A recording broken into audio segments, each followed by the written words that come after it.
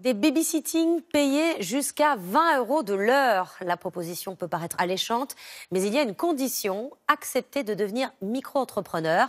Des plateformes en ligne embauchent des nounous sous ce statut. Elles évitent ainsi de payer des charges d'employeurs. En contrepartie, les babysitters sont mieux rémunérés. Mais gagnent-elles vraiment au change? Valérie Hortel, Jean-Pierre Magnodet. Chez les auto-entrepreneurs, on connaissait les livreurs, les chauffeurs, les métiers du bâtiment. Et si votre babysitter était auto-entrepreneur? Si vous l'avez recruté sur une plateforme Internet, c'est peut-être déjà le cas. Nous avons contacté des agences en nous faisant passer pour une babysitter. Plusieurs nous ont recommandé ce statut. Il y en a même qui l'exigent. Quel statut il faut avoir passant par votre site? Auto-entrepreneur. C'est obligatoire? Mais alors, qui sont les gagnants? Qui sont les perdants? Le mercredi, c'est jour de foot pour Armand. Après le sport, pas le temps de traîner. Sa mère doit s'absenter. C'est Anna qui vient le garder. Bonsoir. Vous allez bien? Ça va et vous? Anna est auto-entrepreneur. Elle travaille pour une agence de babysitting. Un statut imposé qui lui convient. Des contrats flexibles. Elle choisit ses clients. En même temps, tu peux me raconter Star Wars. Et un salaire qu'elle juge correct. 14 € net de l'heure. 6 de plus que si elle était salariée au SMIC. Pour elle, la formule idéale.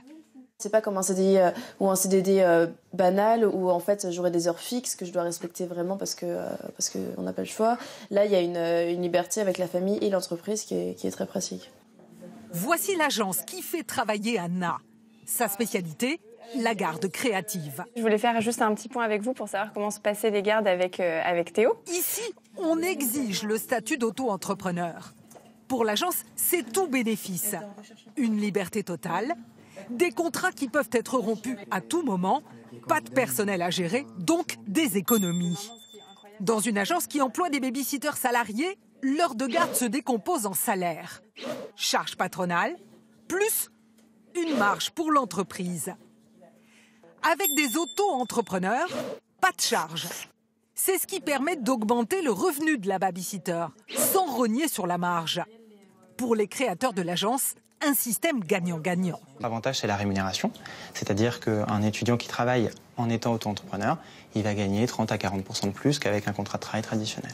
C'est parce qu'elles sont auto-entrepreneurs qu'on peut verser la majeure partie de ce qui est encaissé pendant la garde directement aux étudiants.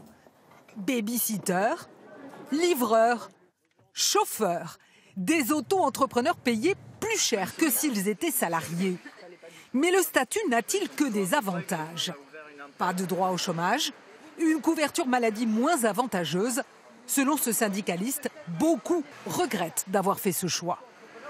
On gagne un peu plus, mais on n'a pas droit à la retraite complémentaire, on n'a pas le droit au régime de prévoyance dont on bénéficie quand on est salarié.